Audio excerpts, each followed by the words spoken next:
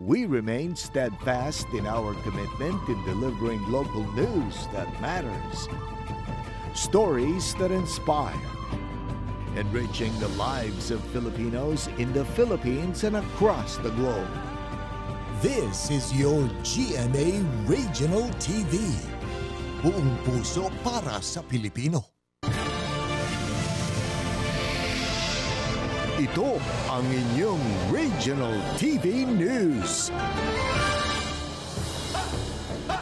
Magandang araw! Ito ang inyong Regional TV News. Hatid namin ang mga pinakamalaki at pinakahuling balita. Mula sa Mindanao, ako po si Sara Hilomen Velasco.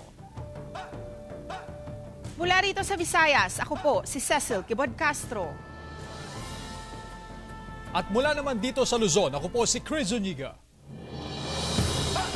Umabot na sa halos 200,000 puno ng niyog sa Zamboanga Peninsula ang apektado ng pamemeste ng kokolisap o coconut scale insect. Samantala, ilang magsasaka sa probinsya ng Iloilo, nagpalit na ng mga alternatibong pananim ngayong ramdam na ang epekto ng El Nino. Narito ang report ni Efren Mamak ng GMA Regional TV 1 Mindanao. Nababahala na ang Philippine Coconut Authority Zamboanga City dahil sa pamemeste ng kokolisap o coconut scale insect. Pinipeste ng kokolisap ang niyog sa pamamagitan ng pagkain sa dahon nito hanggang sa tuluyan itong mamatay. Ayon sa PCA Zamboanga, nasa 200,000 puno ng niyog sa ilang lugar sa Zamboanga City at bayan ng Sibuco, Zamboanga del Norte ang apektado na ng kokolisap. Ayon sa ilang magsasaka, noong nakaraang taon ay namutol na sila ng apektadong puno at nagtanggal na ng mga apektadong dahon. Kaya nag-aalala sila ngayon na baka mawalan sila ng kita. Sa siyempre kay pwedeng income. Ayon sa PCA, mabilis daw kumakalat ang nasabing insekto lalo na kung mainit ang panahon, katulad ng epekto ng El Nino na nararanasan ngayon sa Zamboanga Peninsula. Maliban na lang sa Zamboanga City na nakararanas naman ng pag-ulan. Muna siya ang time nga pwede siya paspas ang iyang pag-spread. Pero pasalamat nga sa mga area, especially sa mga tag-as nga lugar dito sa Zamboanga, kanunay ang ulan. Muna nga nakatabang po na sa mga. Kaya kasalukuyang nagpapatupad ang PCA ng massive pruning upang makontrol ang pagkalat ng nasabing kokolisap. Isa pang hakbang ang pag-aalaga ng isang klase ng insekto na tinatawag na Telsymia nitida na kumakain mismo ng kokolisap para tuluyang mapuksa ito. Sa pangambang wala ng aanihing palay dahil tapos na ang second cropping, pinili ng ilang magsasaka sa bayan ng Favilla, Iloilo na magtanim na lang ng alternatibong pananim na swak sa mainit na panahon. Madlaw siya, ibang mga milon, kalabasa, sandia, kamatis, na amunlara, apat niya radya, tanim. Kaya ang ilang magsasaka, nagtatanim na muna ng sili, kamote at ampalaya na drought-resistant crop at vegetable para makasiguro na may maaani sila dahil malaki ang problema sa supply ng tubig ngayong mainit ang panahon at dahil na rin sa epekto ng El Nino. Oto yung pangadlaw mo dyan, ngalang maradyan daw, hindi maradyan matamnanay maraya sa irigasyon. Marusongan niya makapatubig itong rapeto. Sa ngayon patuloy na nararamdaman ang paghina ng supply ng tubig, lalo pat wala nang naitatalang pag-ulan kaya kanya-kanyang diskarte na lang ang mga magsasaka para maibsan ang epekto sa kanilang mga pananim. Mula sa GMA Regional TV 1 Mindanao, Efren Mamak nagbabalita para sa GMA Integrated News.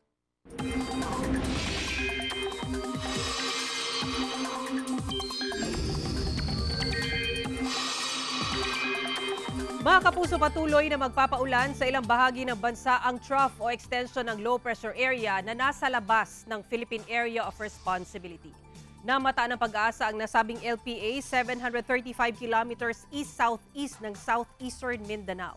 Binabantayan ng nasabing weather system kung papasok sa PAR, pero mababa naman ang tsansa niya na maging isang bagyo.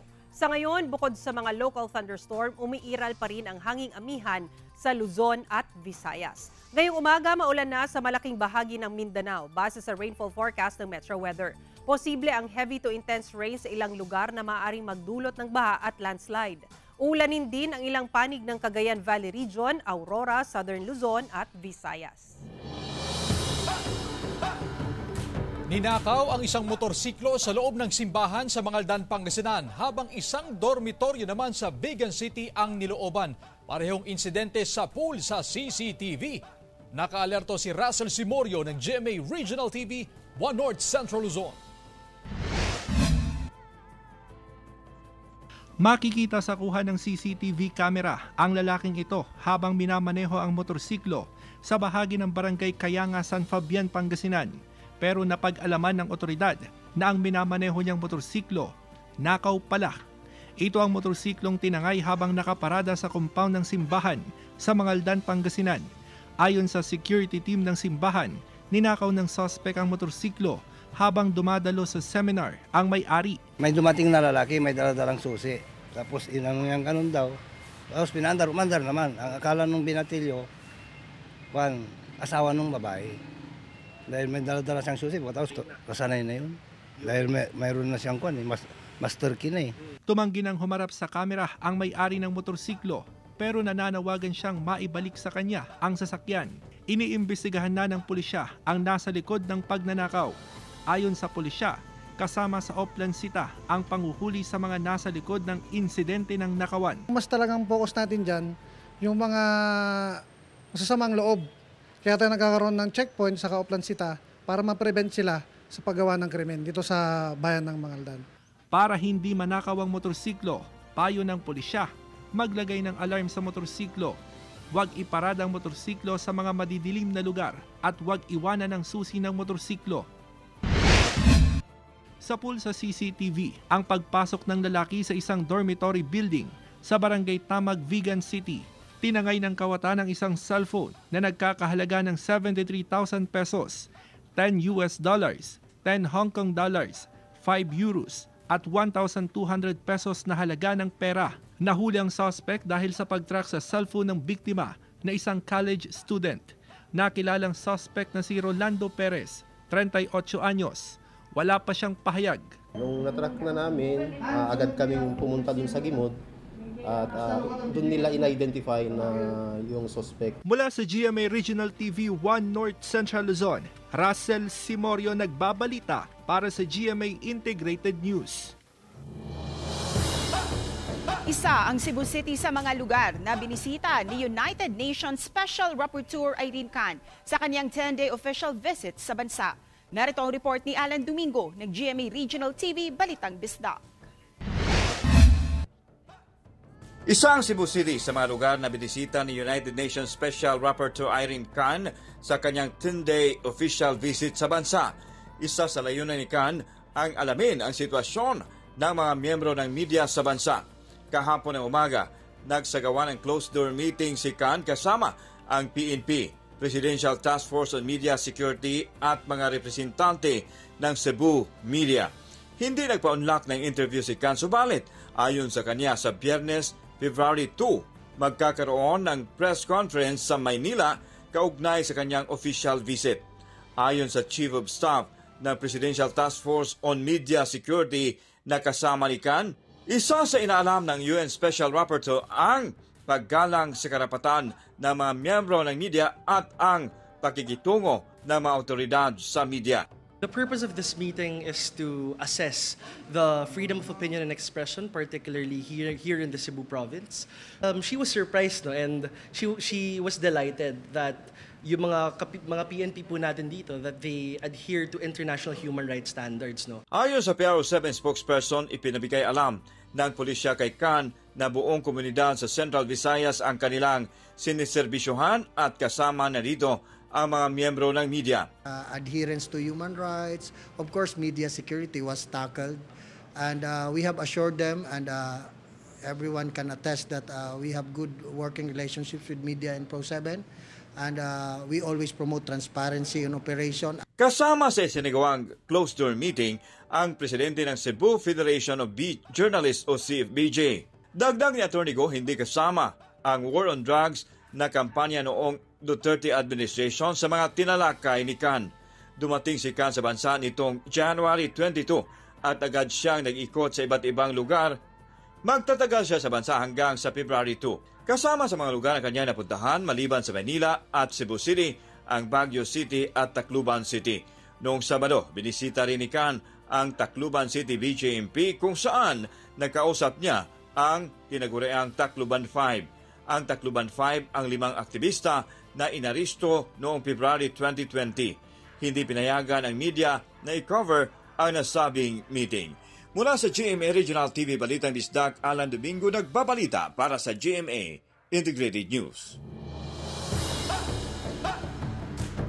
Samantala, ipinagbabawal ng BFAR Region 5 ang pagkuha at pagkain ng shellfish mula sa karagatan ng Milagros, Masbate. Muli kasing nakitaan ng harmful algal bloom o red tide ang karagatang sakop sa bayan ng Milagros. Base ito sa inilabas na Shellfish Bulletin ng Bureau of Fisheries and Aquatic Resources o BFAR kung saan makikita ang positibo sa paralytic shellfish poison ang mga shellfish na samples na kanilang isinailalim sa eksaminasyon. Dahil dito, mahigpit munang ipinagbabawal ang pangunguha, pagkain, pagbili at pagbebenta ng anumang shellfish mula sa karagatan ng Milagros para maiwasan ang pagkalason. Ayon sa BFAR, ang mga isda na mahuli naman sa lugar ay ligtas kainin basta hugasan itong mabuti at tanggalin ang lamang loob bago lutuin at kainin. Malaki rin daw ang epekto ng pabago-bagong panahon sa naitalang red tide sa lugar. Muling nagbabala ang Baguio City LGU sa mga turista kaugnay ng online booking scam ngayong nalalapit na ang Panagbanga Festival. Narito ang report ni Joan Ponsoy ng GMA Regional TV 1 North Central Luzon. Libo-libong bisita ang inaasang aakyat sa Baguio City sa nalalapit na selebrasyon ng Panagbanga Festival sa susunod na buwan. Ngayon pa lang, may mga maaga nang nagpabook sa hotel accommodation. Kasabay nito ang babala ng Baguio City Local Government Unit sa mga bisita para maiwasan ang accommodation online booking scam.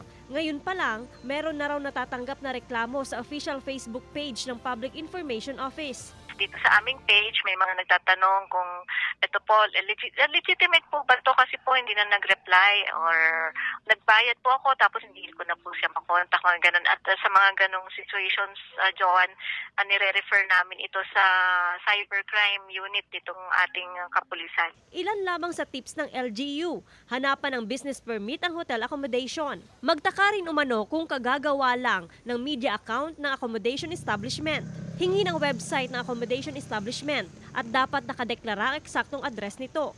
I-check ang reviews ng accommodation establishment. Humingi ng government valid ID ng agent o nag-o-offer ng tutuluyan. Huwag basta-basta magbabayad online. At ang pinakamahalaga, bisitahin ang visita.baguio.gov.ph o Baguio Bisita website para malaman ang listahan ng mga lehitimong accommodation establishment sa lungsod. Nang hindi na kasing dami nung before yung mga nakarating kay Mayor before, syempre that time talagang maraming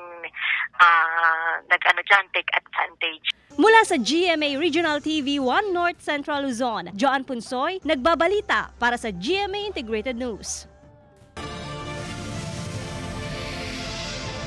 Ito ang inyong Regional TV News. Patay ang 49 anyos na lalaki sa San Jose, Batangas matapos na pagsasaksakin ng kanyang kainuman. Habang sa Tiaong, Quezon naman, patay din ang isa pang lalaki matapos na barilin ng hindi pa nakikilalang sospek.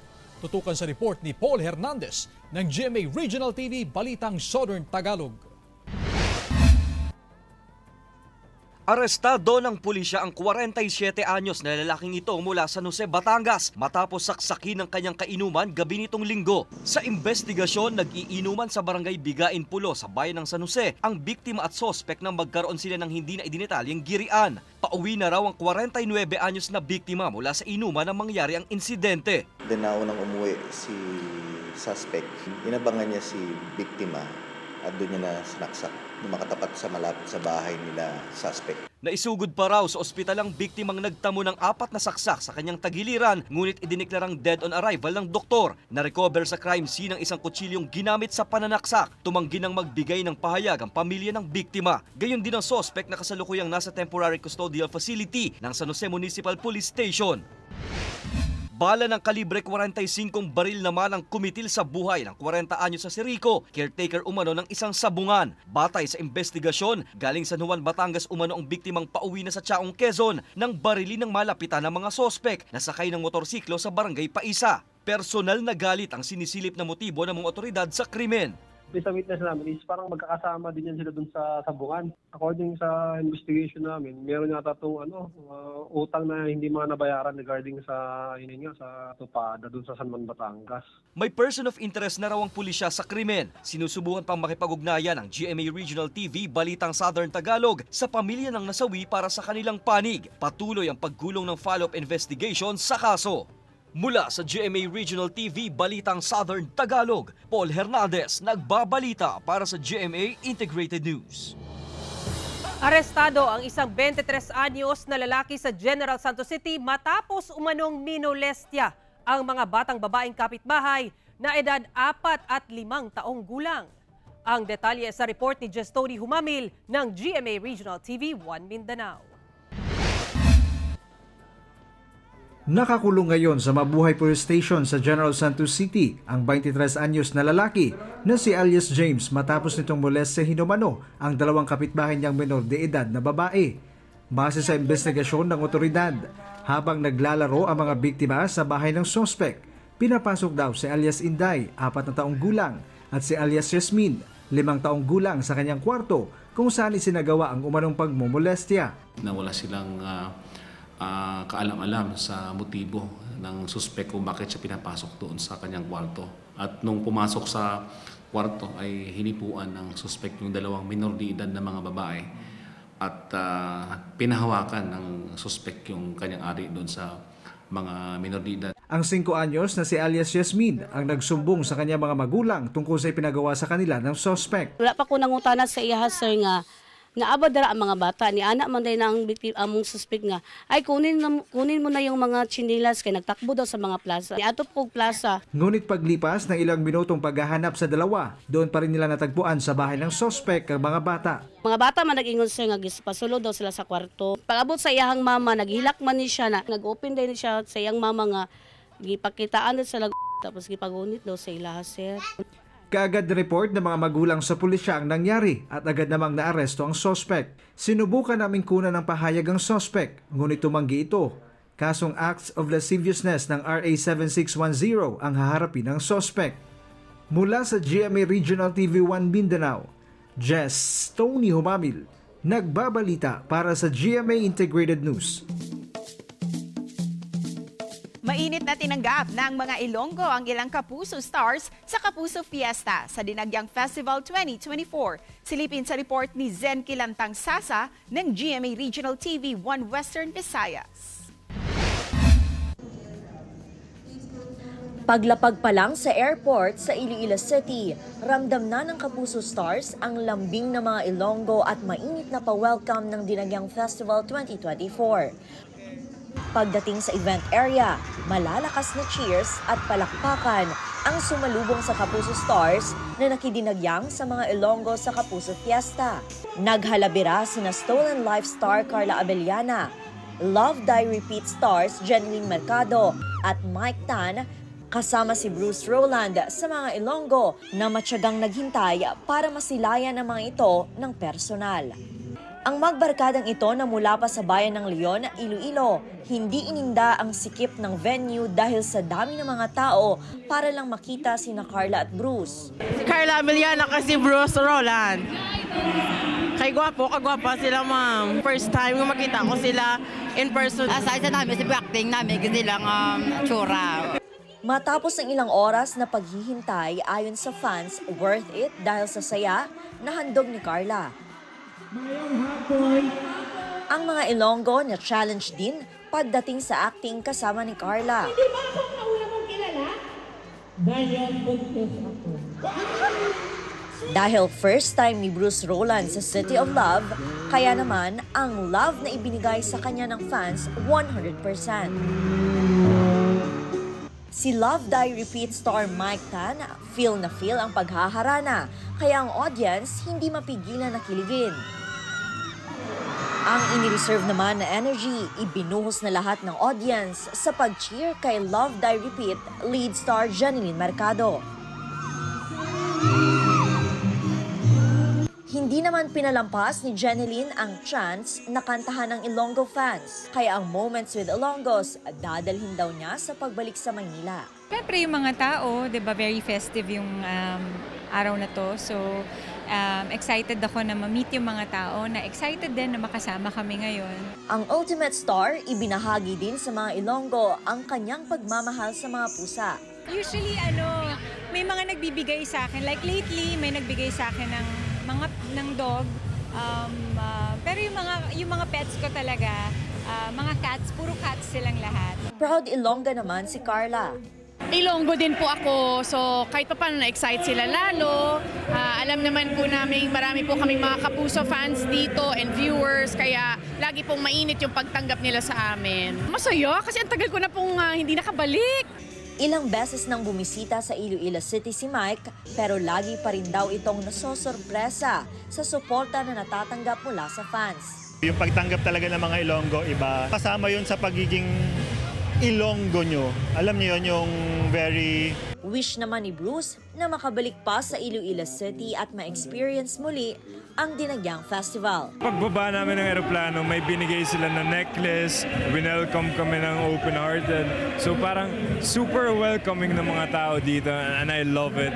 And sana next time makapunta ako ulit. Mula sa GMA Regional TV 1 Western Visayas, Zen Kilantang Sasa, nagbabalita para sa GMA Integrated News. Ito ang inyong Regional TV News. Nasa 2 milyong pisong halaga ng suspected shabu ang nasabat sa magkahiwalay na operasyon sa Bacolod City. Hindi na nakapalagpas sa otoridad ang high-value individual na si Dario Gonzales sa isinagawang drug bypass operation sa Barangay Singkang Airport, Bacolod City. Umabot sa mahigit 200 grams ng suspected shabu na nagkakahalaga ng mahigit 1.4 million pesos ang nakuha mula sa subject na nag-ooperate umano ng mga drug den sa sitio Magsungay sa nasabing lungsod. Mariin naman itinanggi nito na sa kanya ang mga nakuhang iligal na droga.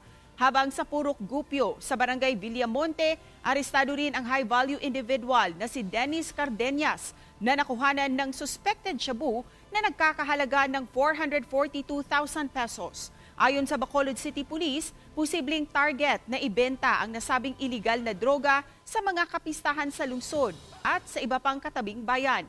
Kapwa mahaharap sa kasong paglabag sa RA 9165 o Comprehensive Dangerous Drugs Act of 2002 ang mga naarestong sospek.